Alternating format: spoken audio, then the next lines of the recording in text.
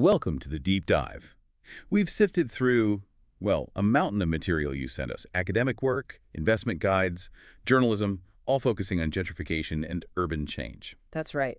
And today we're aiming to go beyond the headlines. We want to really unpack the forces shaping our cities. Exactly. Things like, high finance deals, but also these deep-rooted historical policies. They all play a part in who lives where and who often gets pushed out when things change. It's about understanding the systems. Because neighborhood change, especially gentrification, it's rarely just accidental. It's often the result of very specific strategies. Yes, strategies from the past and the present. So our core question for this deep dive is really, how do those old policies and today's big money decisions combine to create the economic inequality and, frankly, the instability we see in cities now? That's the puzzle we're trying to piece together today. Let's get into it. Okay, so let's start with how change feels on the ground. This idea of the new urban crisis.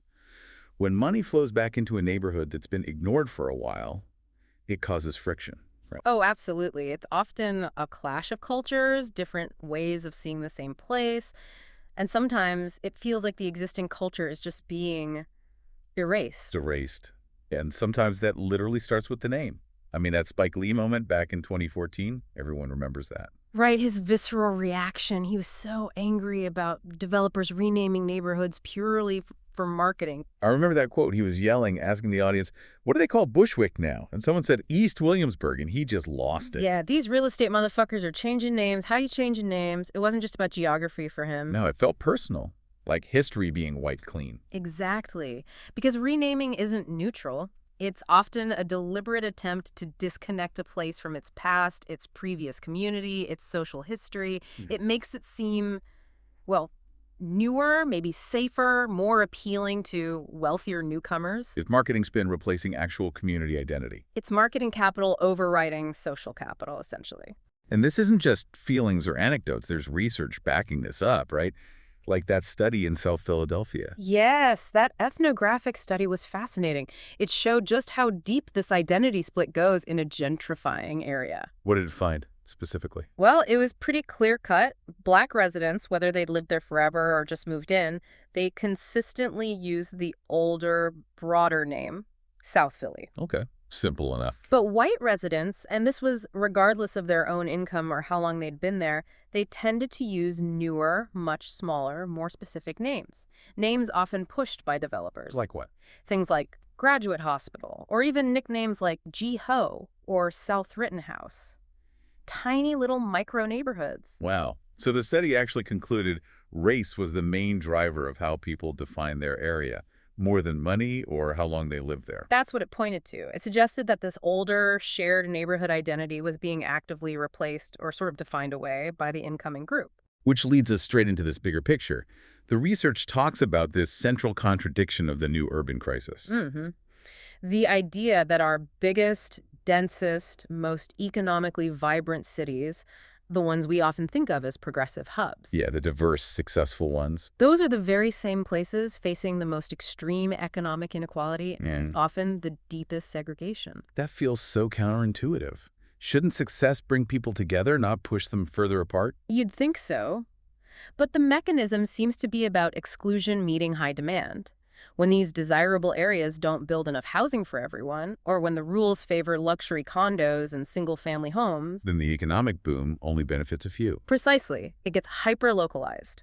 Only the really affluent can afford to live near the opportunities, the amenities, the jobs in the city center. Everyone else gets pushed out, physically and economically. And you can literally see that on a map in cities like Philadelphia, for instance. Exactly. The research maps it out quite clearly. You have this creative class, the highly educated, high-earning professionals clustered in these specific, expensive downtown spots like Society Hill, Rittenhouse. And maybe some wealthy historic areas further out, like Chestnut Hill. Right. Areas with great schools, parks, low crime, skyrocketing property values. But then the people who actually make the city run the service workers. The service class, they're often living in entirely different zones, functionally segregated. Where are they typically located? Often concentrated in a sort of band, threading between those wealthy areas. Maybe in the northern parts of Philly, neighborhoods facing more economic hardship. So the success of the core areas actually puts pressure on the surrounding neighborhoods, Yeah. raises their costs without necessarily improving life for the existing residents. That's the affordability crisis in a nutshell. Land values go up everywhere, but incomes don't keep pace for everyone. Which brings us to what the sources call the housing affordability death spiral. That sounds Oh. dire. It is, and it's not just saying rent is high. It describes a structural breakdown where people's ability to pay for housing just collapses compared to the actual cost. Is there data on this? Oh, yeah. The data, particularly from around 2006 to 2014, it's pretty shocking. Over those 8 years, average rents nationally shot up by over 22%. 22%. Okay. And incomes. Average incomes for a lot of working people actually went down by nearly 6% in that same time frame. Down. So rent's way up, income's down. That's a huge gap. A 28 percentage point gap. That's the engine driving this spiral. It puts incredible pressure on households. You can't sustain that. It just destabilizes everything for huge numbers of people. Absolutely. Think about the term cost burdened. That usually means spending 30% or more of your income on housing. Well, the number of renters hitting that threshold jumped massively from about 14.8 million to 21.3 million by 2014. That's millions more families struggling. And here's the really alarming part. Within that group, millions were spending over half their income just on rent. Half. I mean, how can you save money, build a future, deal with emergencies, even stay healthy if housing takes more than half of every paycheck? You can't. It makes stability almost impossible. So this housing crisis isn't just a matter of needing more buildings, it's a fundamental affordability crisis. Yeah, fueled by decades of policy choices colliding with this intense financial focus on real estate. And to really get why things are so unequal now, you absolutely have to look back. These massive wealth gaps, the way neighborhoods are divided, it didn't just happen. No, it's designed Right. through deliberate government policies that basically built segregation into the foundations of American cities. Precisely. And a key player in that was the Federal Housing Administration, the FHA. It was set up to help people buy homes, but it very quickly became a tool for keeping neighborhoods segregated. How did they do that? I mean, what was the mechanism? Well, it was shockingly direct. Their early rule books, the underwriting manuals, they explicitly said that homogeneous white neighborhoods were preferable. They often flat out refused to insure mortgages in or near black neighborhoods. That's essentially redlining, isn't it? Drawing lines on a map. It was formalizing redlining, giving it the stamp of federal approval. That Detroit example from the 1940s really brings it home. The builder who was denied FHA insurance. Because his project was next to an existing African-American neighborhood, Yeah. and what he had to do to finally get that insurance approved is just staggering. Oh, He had to build a wall, a half-mile-long concrete wall, 6 feet high, a foot thick, physically separating his new white development from the black community next door. the federal government demanded a segregation wall. As a condition for financing homeownership. It's unbelievable, but it happened. And even later, when maybe the official rules changed on paper to say non-discrimination, they found ways around it. Oh, definitely. It was often quite insidious. Say the FHA ended up owning a house because the homeowner defaulted on the mortgage. Okay, so now the government owns the property. Right. Even then, they still enforced segregation when they went to resell it. They'd make deals exclusively with real estate brokers who promised they wouldn't sell those repossessed government-owned houses to African Americans. So the FHA itself was ensuring those properties didn't cross the color line they'd helped draw. Exactly. Maintaining the segregated patterns they had established. And it wasn't just housing policy. Big infrastructure projects played a role too, didn't they? Like the interstate highways. A huge role. This is something often overlooked. The highway system build-out was frequently used quite deliberately as a tool for what was euphemistically called slum clearance. Meaning they targeted specific neighborhoods. Overwhelmingly, yes. State and local governments used the federal highway money and the power of eminent domain to bulldoze right through established urban African-American communities. They routed highways strategically to destroy those neighborhoods, often with the federal government basically looking the other way. Was there language used at the time that sort of justified this? Absolutely. The sources mention a proposal from Henry Wallace, who was Secretary of Agriculture back in '38. He suggested to FDR that running highways through cities could achieve the elimination of unsightly and unsanitary districts. Unsightly and unsanitary. That sounds like code. It absolutely was. That was the standard racially charged language used to describe minority neighborhoods that were being targeted for removal. So the highways serve two purposes: connect the suburbs and And locally, clear out unwanted populations from central areas. It was a way to make downtown business districts and the areas around them more white, getting around legal challenges to outright racial zoning.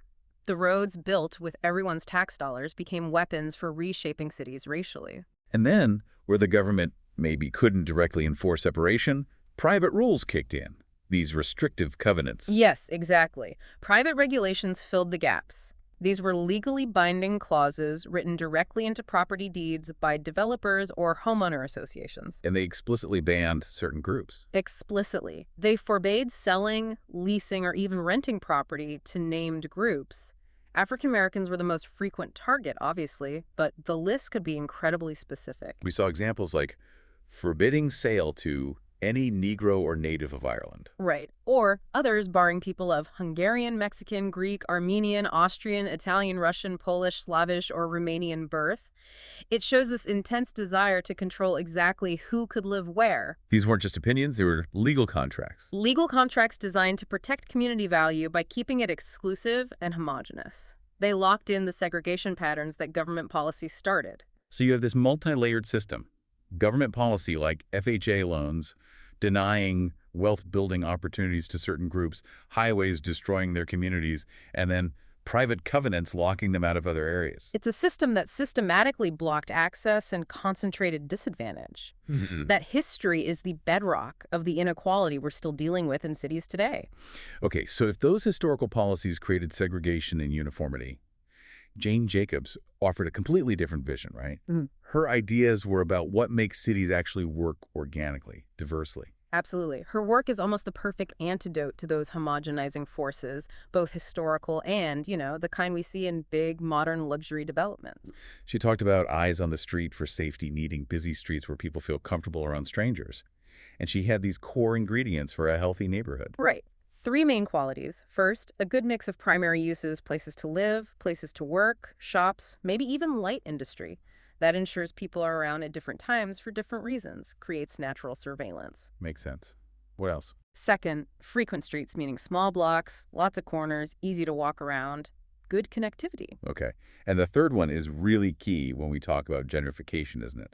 The mix of building ages. Crucial. She emphasized the need for a close-grained mingling of buildings of different ages, plus a high concentration of people. Why is the mix of old and new buildings so important for stability?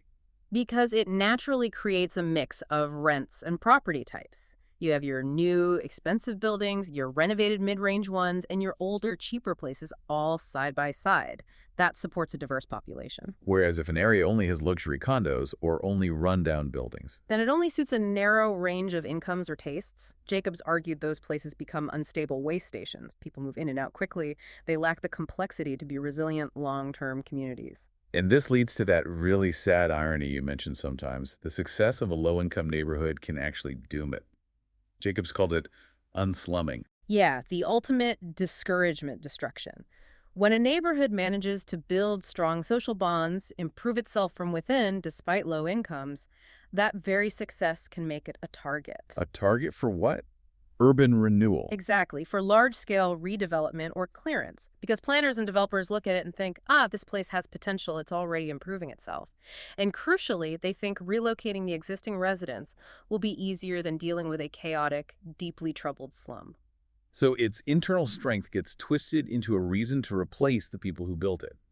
It's seen as ripe for redevelopment to bring in a wealthier group. Precisely. The success is seen as inherent to the place, not the people, and therefore transferable to a higher income bracket. The existing community's achievement becomes the justification for its own displacement. And the tool used to capture that perceived value is this cold, hard real estate investment calculation. It really is a calculation. Investing in these transitioning areas isn't random. It's focused entirely on maximizing the increase in property value, often through what's called forced appreciation. What's the basic formula there? It's pretty straightforward, if ruthless. The cost to buy the older, maybe distressed building, plus the cost of fixing it up, has to add up to less than what a similar-sized new building would cost nearby. So you're buying low, adding value through renovations, but keeping the total cost below new construction prices. Right. And the renovations are usually very targeted. Cosmetic stuff, mostly paint, landscaping, new kitchens and baths. Things you can see that justify a higher rent or sales price immediately. Maximum visual impact for the money spent. We saw this clearly in those multifamily investment examples. The value wasn't based on the current rent roll, which might be terrible. Right. The guides literally called current income terrible in some scenarios. The real value was based on how quickly they could jack up the income. Like that 24-unit apartment building example, Yeah. where half the units were empty and the rest under-rented. Exactly. The investor walks through and immediately sorts the empty units. Okay, 5 just need a clean and paint, 5 need a total gut job, new everything, and 3 are trash, drywall and all. So the $3 million price tag wasn't based on the $100,000 he was currently making. Not at all. It was based on the projection that they could get the income up to $350,000 within, say, 18 months by fixing those units and raising rents across the board. The deal lives or dies on how fast you can force that appreciation. Using sweat equity, targeted cash, making the numbers work quickly. That's the game. It's all about unlocking that potential income as fast as possible. But here's a paradox the sources pointed out. Even after these areas get fixed up and wealthier people move in, sometimes the basic neighborhood stuff, the local shops, they don't come back, or they struggle. Yeah, that's a really interesting and kind of depressing outcome of a lot of modern redevelopment. It turns out it's way easier to attract affluent residents who might shop online or drive elsewhere for services anyway than it is to foster that genuine, everyday local commerce Jacobs talked about. You mean like the corner barber shop, the little deli, the independent hardware store? Exactly. Why do they disappear even when the houses around them are selling for millions? The commercial rents are just too high. Modern market dynamics often make those small, independent business models unsustainable in these high-value areas. The very process that makes the housing expensive makes the ground floor retail space too expensive for anyone but maybe a high-end boutique, a chain coffee shop, or nobody. The space just sits empty. So money pouring in doesn't automatically equate to a vibrant, functional neighborhood fabric. Not necessarily. It shows that simply increasing property values doesn't guarantee the kind of lively, diverse street life that makes cities great. Okay, let's shift focus now from the investment mechanics to the direct human impact. Because this process of neighborhood change, gentrification, it hits renters the hardest, doesn't it? They're the ones most vulnerable to being pushed out. Absolutely. Renters have far fewer protections and less stability. And the systems in place, like tenant screening, can have really harsh consequences in these changing neighborhoods. How so? What do the sources say about screening practices? They often point to very strict background checks and income requirements. Landlords are trying to minimize risk, obviously, but these requirements, like needing documented income that's at least 3 times the monthly rent, they end up filtering out not just people with criminal records, but also people who are simply poor. So it basically bans poverty and past mistakes with the same broad brushstroke. In effect, yes. It acts as a social filter. And if most landlords are using these strict screens, What happens to the people who get screened out? Where do they go? that's the problem. It concentrates social issues. If only a few buildings in an area will accept tenants with lower incomes, past evictions, or maybe minor records, then all the challenges associated with deep poverty, instability, sometimes crime or drug issues get clustered in those few places. It makes the problems much more intense in those specific spots. That sounds incredibly difficult. We saw that desperation in the story of Arlene, the mother in the shelter. Yeah, her story really illustrates the lack of power. She was literally begging a landlord just for a chance, agreeing to rent an apartment site unseen. Just whatever I get is whatever I get. That's the level of desperation when your housing options are almost zero. But looking at it from the landlord's side for a second, the financial risks are real too, right? That forces them to be strict. Definitely. An eviction is incredibly costly for a landlord. You've got legal fees, months of lost rent while the unit is empty, potential repairs if the tenant damaged the place. It can wipe out profits for years. So that 3 times the rent income rule isn't just arbitrary, it's a financial defense mechanism. It's purely about risk mitigation. It's a statistical bet that a tenant with that income level can handle unexpected expenses, a car repair, a medical bill, without immediately defaulting on rent. It protects the investment. This fundamental tension, the landlord needing to protect their investment versus the tenant needing affordable, stable housing, that's what explodes into these huge political fights, right? Like the Stuyvesant Town battle in New York. Oh, Stuyvesant was epic. That 2006 sale, the price tag was just astronomical. $6.3 billion. $6.3 billion. Was it even worth that based on the rents they were collecting? Not according to traditional metrics. Experts at the time estimated its actual value based on the existing cash flow as maybe $3 to $3.5 billion. Half that, Yeah. basically. The buyers were making a massive gamble, betting billions they could somehow massively increase the income. Absolutely. The What? sources called it the Wall Street casino mentality. Yeah. The buyers and their lenders were banking on being able to aggressively push out existing tenants, renovate units, and, crucially, deregulate thousands of apartments to charge full Manhattan market rents. They believed they could force the value up to justify that insane price. And Stuyvesant Town wasn't just any apartment complex. It had this history, right? Built for the middle class. Exactly. It was built after World War II specifically as affordable housing for returning veterans and middle-class families. So for the tenants, this fight wasn't just about their own rent checks. It felt like a symbolic battle for the soul of Manhattan, preventing the super rich from taking over another space meant for ordinary New Yorkers. And their resistance actually led to a major legal victory, didn't it? Something about tax breaks. Yes, a huge one. It's centered on a New York City program called J51. These are tax abatements, basically tax cuts, given to landlords as an incentive to make improvements and renovate their buildings. Okay, sounds reasonable. What was the catch? The catch, the legal requirement, was that if you took the J51 tax benefits, you had to keep your apartments under rent stabilization for the duration of the benefit. You couldn't have it both ways. And Studytown owners took the tax breaks, but raised the rents anyway. That's exactly what they did. They deregulated thousands of apartments while pocketing the tax savings. But the tenants fought back, and in 2010, a state appeals court sided with them. What did the court rule? They ruled the owners had acted illegally, they'd wrongfully raised rents and deregulated all those units. It was a bombshell decision. It meant years of rent hikes were invalid, and the owners potentially owed tenants hundreds of millions of dollars in back rent. Wow, that's a massive win for tenant organizing. A landmark victory. It showed the power of collective action. And this whole situation really pulls back the curtain on the power dynamics in a city like New York, right? Right. The real estate industry and city government are incredibly intertwined. Incredibly. You have to remember, property taxes make up a huge chunk of the city's budget. That gives the real estate industry enormous leverage. Plus, the main power the city council really has is over land use zoning, development approvals. So developers and landlords have a keen interest in influencing the council. You bet. Real estate executives are consistently among the biggest campaign donors to council members. It ensures their concerns get heard loud and clear. And one of the big concerns for tenants during that Studytown fight was the erosion of other affordable housing programs too, like Mitchell-Lama. Yes, that was a huge backdrop. Mitchell-Lama was another program that helped build affordable housing, but it had this built-in expiration date. After 20 years, developers could pay off their subsidized mortgages and then jack up the rents to whatever the market would bear. How many people were affected by that? At the time of the Studytown battle, something like 40,000 households were in Mitchell-Lama buildings facing that transition from affordable to market rate. So the Studytown fight felt symbolic for them, too.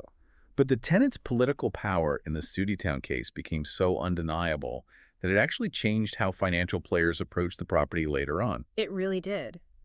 When the initial buyers defaulted and new bidders came in big financial firms like Ackman and Ashner, they had to deal with the tenant association in a completely different way. How so? They ended up offering the tenants unprecedented power, things like full veto rights with respect to all major decisions, and even offering them ownership stakes in the property without the tenants having to put up any money themselves. That's incredible, veto rights and ownership stakes. It showed that even the most powerful financial players have to reckon with organized community power, especially in a high-profile, politically charged situation like that. Tenant resistance changed the rules of the game. So to really understand the whole picture, we need to flip the coin and look at how investors actually build wealth through real estate.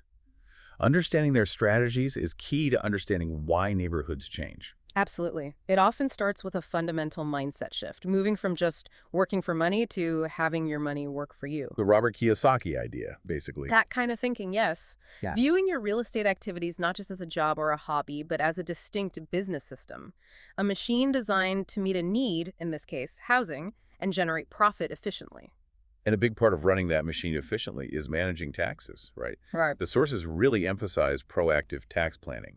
Crucial. Not just doing your taxes in April, but planning your tax strategy before you even buy or sell a property. Talking to a qualified advisor up front. Because real estate offers some pretty unique tax advantages that you need to structure things properly to capture. What are some of those key advantages? Debt seems to play a big role. Debt is huge. Most investors use leverage borrowed money, and the interest you pay on that mortgage is deductible against your rental income, which is pretty standard. But the real power, what investors sometimes call phantom deductions, comes from depreciation. Okay, let's unpack phantom deductions. How does depreciation work in real estate? Because property often goes up in value, not down. Right, that's the counterintuitive part. Depreciation is basically an accounting concept mandated by the IRS. It represents the theoretical wear and tear on a physical asset over time. So like a piece of machinery wearing out. Exactly. But with real estate, the IRS lets you depreciate the value of the building itself, not the land, over a set period. 27.5 years for residential. And here's the key. You get to take this deduction even if the actual market value of your property is increasing. So wait, even if my building is worth way more than I paid, I can still claim an expense on my taxes as if it were losing value. Precisely. You didn't actually spend that money in cash that year, but you get to subtract this large depreciation amount from your rental income on your tax return. What does that do? It often creates a paper loss. Your property might be generating positive cash flow, more rent coming in than expenses going out, but after deducting depreciation, it looks like a loss for tax purposes, meaning you might pay zero income tax on that rental income. That's the phantom part. A deduction for an expense you didn't actually pay out? Exactly. It shelters the cash flow. And savvy investors take it further with component depreciation, breaking out things like the roof, carpets, appliances, which wear out faster, and depreciating them over shorter time frames to maximize the tax savings even more quickly. So leverage isn't just about buying bigger assets, it's also about maximizing these tax benefits related to the building itself. But using debt, especially within retirement accounts, can be tricky, right? You mentioned UDFI. Yes, unrelated debt-financed income. This is a major trap for investors using self-directed IRAs or 401k to buy property. If you use a mortgage, any borrowed money inside that retirement account to buy the property, Uh-oh, what happened? you trigger this UDFI tax. Basically, the IRS says, okay, your retirement account can grow tax-free, but we're not going to let the leveraged part of the deal, the part funded by debt, also escape taxation. So they tax the profits related to the borrowed money. Exactly. If, say, 60% of the purchase was financed with a loan, then 60% of the net income and 60% of the capital gains when you eventually sell are subject to UDFI tax. And it's taxed at very high trust tax rates, which can be brutal. So using leverage inside an IRA for real estate requires very careful planning. Extremely careful. It can wipe out your returns if you're not prepared for it. But outside of those restricted accounts, leverage is still the engine for accelerating wealth, especially with strategies like BRRRR. The refinancing step seems key. The final R in BRRR, buy, rehab, rent, refinance, repeat, that's the crucial step for pulling your initial capital back out. How does that work? After you've bought the property, fixed it up, the rehab, and rented it out, the property's value has hopefully increased significantly, that forced appreciation we talked about. So you go back to the bank and get a new loan, a cash-out refinance, based on the new, higher appraised value. And the bank gives you cash back. Right. Ideally, enough cash to pay back your original down payment and maybe even the rehab costs. You pull your initial investment out, but you still own the cash-flowing property. So you get your seed money back to go buy the next property, but you keep the first one. And you haven't sold anything, so no capital gains tax triggered at that point. Exactly. It allows you to recycle your capital incredibly quickly. Your return on equity, or ROE, on that first deal becomes technically infinite because you have zero of your own cash left in it. That's how investors scale up fast. Now, for people trying to do this with very little money down creative investing, the source is stressed being extremely conservative in your projections. Yes. This is critical risk management. If you're highly leveraged, you have less margin for error, so you have to assume the worst. Like what? Assume property taxes will jump up after you buy. Assume higher vacancy rates than average, maybe 10% or more. Assume repairs will be frequent and cost more than you think. Assume you'll have to deal with evictions, which are costly and time-consuming. And only if the deal still looks profitable under those pessimistic assumptions should you go ahead. That's the safety net. If it only works when everything goes perfectly, it's probably too risky, especially with low money down. And underpinning all this is rigorous due diligence before you even buy. Absolutely exhaustive. You need to verify everything. Check comparable sales and rents meticulously. Get copies of actual utility bills and tax statements. Don't just trust estimates. And the physical inspection. Critical. Beyond just looking for cosmetic issues, you need a thorough inspection. And if there's any hint of foundation problems or major structural issues, You need more than just a contractor's opinion. yes, you need a licensed structural engineer to assess the problem and specify the exact fix needed.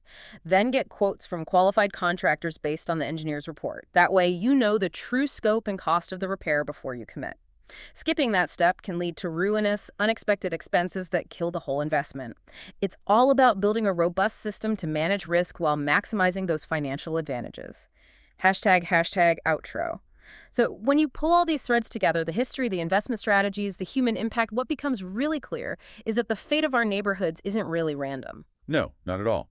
Whether a neighborhood is stable or rapidly gentrifying or stuck in decline, it's almost always the result of these massive historical forces, like discriminatory policies, meeting these very precise modern financial calculations. The legacy of segregation systems directly interacts with the systems designed for wealth building through real estate today. They're deeply intertwined. Yeah, and we talked about how, on an individual level, success often depends on having good systems in place. James Clear's idea in Atomic Habits, right? That you don't rise to the level of your goals, you fall to the level of your systems. Exactly. So if we think of cities themselves and neighborhoods within them as complex systems defined by zoning, by tax policy, by finance, by historical precedent. Then it raises a really big question, doesn't it? It does. If neighborhoods are systems, what's our collective responsibility to make sure that the urban system itself, the whole infrastructure of policy and finance, is designed to help everyone rise? Instead of just benefiting those who have the capital, the knowledge, the connections, to play the real estate game like, as the sources put it, a high-stakes casino. That's the core issue. How do we build urban systems that foster opportunity and stability for all residents, not just maximize returns for investors? That's the vital conversation where property, profit, and social responsibility intersect. A conversation we hope continues long after this deep dive. Thanks for exploring it with us.